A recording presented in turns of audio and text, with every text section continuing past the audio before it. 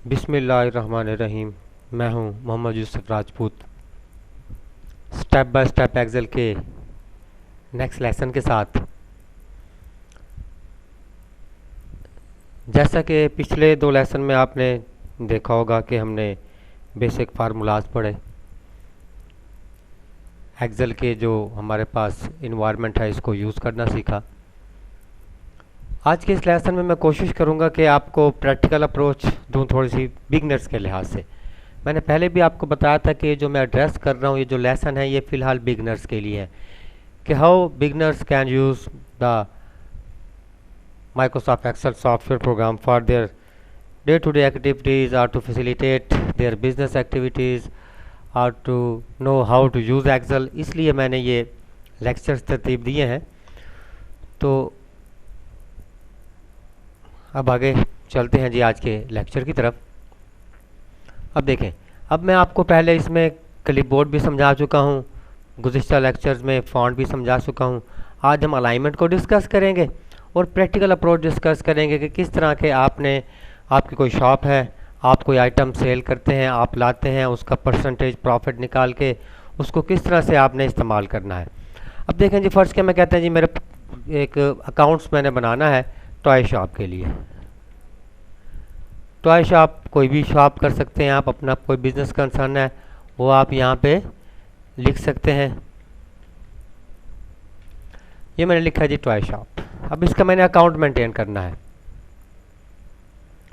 अब बता चुका हूँ ABCD हमारे पास कॉलम्स होती हैं, 1 2 3 रोज़ होती हैं। अब देखें, फ़र्ज़ के मैं कहता हूँ जी मेरे पास पहला आइटम है जी आइटम नंबर। पहला जो मेरे पास फील्ड है वो क्या है जी आइटम नंबर। मुख्तलिफ आइटम नंबर हैं 1 2 3 4 5, आप कोई भी नंबर असाइन कर सकते हैं। आगे जब हम जाएंगे तो बताऊंगा कि किस तरह आप स्पेसिफिक रूल्स को फॉलो करके भी आइटम नंबर डिफाइन कर सकते हैं। फ़िलहाल एक जनरल रूल से क्योंकि हम आगे जा रहे हैं, आपने लिखा जी आइटम नंबर, उसके बाद आपने लिखा जी आइटम नेम।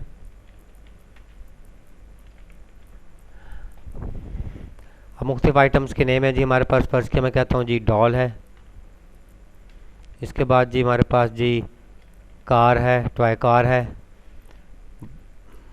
बॉल है जी हमारे पास, इसके बाद जी हमारे पास एक मिनी बस है, इसके बाद जी हमारे पास एक बेयर है, एनिमल है हमारे पास। ये हमारे पास हैं जी आइटम्स नेम। सो ऑन आप कुछ भी लिख सकते हैं। इसके बाद जी हम कहते हैं जी ये जो आइटम्स है ना इसकी कॉस्ट प्राइस ये है। कॉस्ट प्राइस क्या है जी हमारे पास। फर्स्ट क्या जी हमारे पास जो डॉल है वो जी 450 की है। अच्छा जी, अब हमारे पास फर्स्ट क्या जो कार है उसका प्राइस है जी 780। बॉल है जी हमारे पास 400 की। फर्स्ट किया मिनी बस की प्राइस है जी हमारे पास 1200 और जो बेयर है हमारे पास ये 700 का है। फर्स्ट क्या ये मुख्तलिफ प्राइसेस हैं, कोई भी प्राइसेस हो सकती हैं। इसके बाद आप कहते हैं जी आपने परसेंटेज प्रॉफिट निकालनी है। ये आपको एक जनरल व्यू दे रहा हूँ, फिर मैं आपको बता रहा हूँ कि जनरल व्यू है। आप इसको फॉलो करके अपनी शॉप है, आपका कोई बिजनेस कंसर्न है, उसके लिहाज से कोई भी चीज़ कोई भी शीट बना सकते हैं। अब आप कहते हैं जी मेरी जो प्रॉफिट परसेंटेज है, प्रॉफिट परसेंटेज है मेरी, वो आप कहते हैं जी कम से कम होनी चाहिए 20%। अब देखें ना 20% का मतलब है कि 20% किसको होना चाहिए, ये जो आपने लिखा है ना C1 में इस प्राइस का लिखेंगे ना। बेसिक फार्मूलाज हम स्टार्ट कर चुके थे। अब देखें, अब मेरे पास क्या चाहिए जी कॉस्ट प्राइस है, उसका मुझे यहाँ पे 20% चाहिए। तो देखें अब कॉस्ट प्राइस कहाँ लिखी है C3 में, तो यहाँ पे मैं इक्वल साइन असाइनमेंट ऑपरेटर लिख के क्या लिखूँगा जी C3।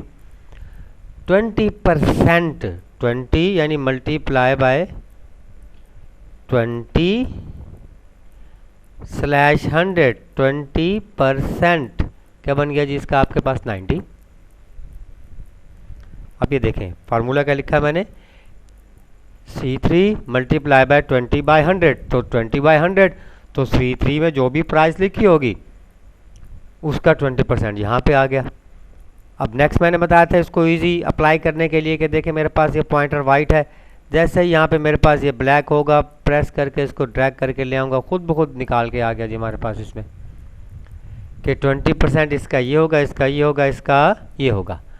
अब आप कहते हैं जी सेल प्राइस निकालनी है, आपने क्या निकालनी है जी? Sale price. अब देखें सेल प्राइस क्या होगी, ऑटोमेटिकली आप क्या करेंगे जी कि अगर आपके पास जो कॉस्ट प्राइस है उसमें प्रॉफिट ऐड करेंगे तो आपके पास सेल प्राइस निकल आएगी।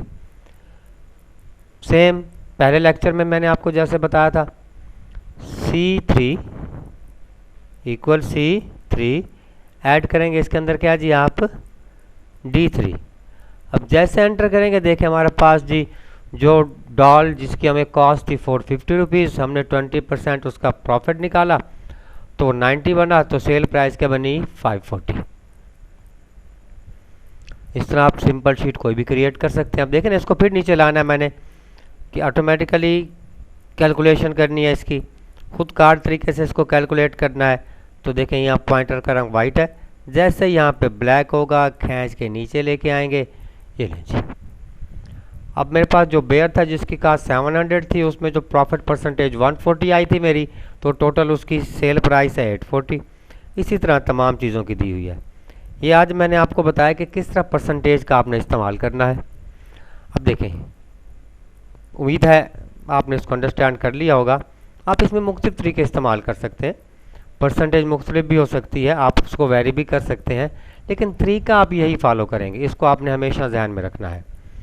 आगे हम डिस्कस करेंगे जब कॉम्प्लिकेटेड फार्मूलाज में आएंगे तो हमें दो फार्मूले लगाने की ज़रूरत नहीं है। यहाँ पे हम क्या करेंगे, एक ही जगह पे दोनों फार्मूले इकट्ठा कर लेंगे। इंशाल्लाह उस तरफ भी हम आएंगे आहिस्ता आहिस्ता, लेकिन क्योंकि मैंने बताया था ये बिगनर्स को मैं एड्रेस कर रहा हूँ, उन लोगों को एड्रेस कर रहा हूँ जो कि समझते हैं कि ऑफिस या एक्सेल एक हवा है, it is a difficult to learn, तो उनके लिए मैं इसको इस तरह से लेके चल रहा हूँ कि आसानी से वो उसको अंडरस्टैंड कर सके, उन्हें कोई मसला भी ना हो।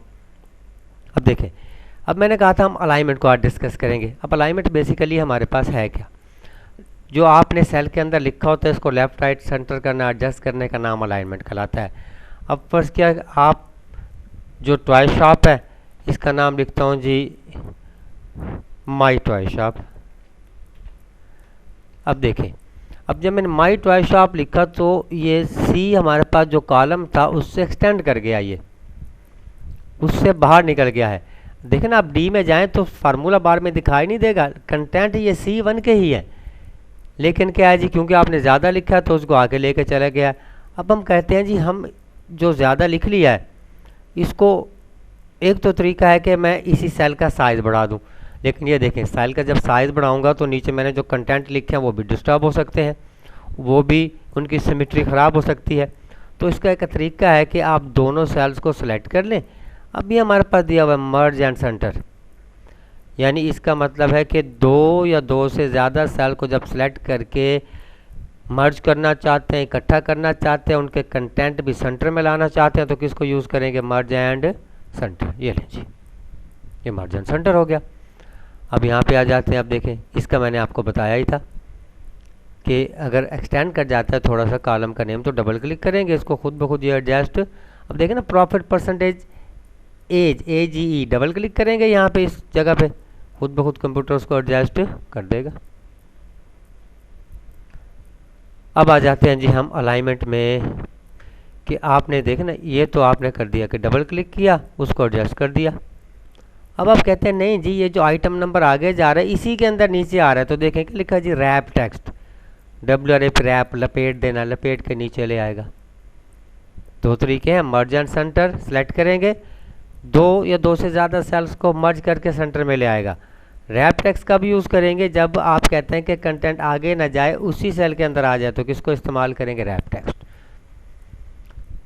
अब आते हैं जी हमारे पास अलाइनमेंट के पहले आइकन की तरफ, यह है जी टॉप अलाइन।